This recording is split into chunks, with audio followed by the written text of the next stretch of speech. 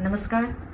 આજ ખૂબ ખુશીનો દિવસ છે કે મારા આદિવાસી સમાજના નેતા, યોદ્ધા અને ટાઈગર ચેતરભાઈ વસાવા સાહેબને હાઈકોર્ટથી જામીન મળી ગઈ છે.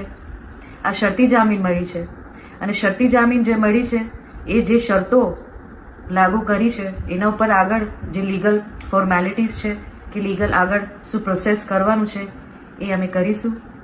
અને ચેતરભાઈ જેલમાંથી બહાર આવે તો સમસ્ત આદિવાસી સમાજને ખૂબ જોશ અને ઉત્સાહ છે, બધા ખુશ છે અને અમે ચેતરભાઈ જોડે જ છે અને એમના સંઘર્ષમાં જોડે હંમેશા રહેશું.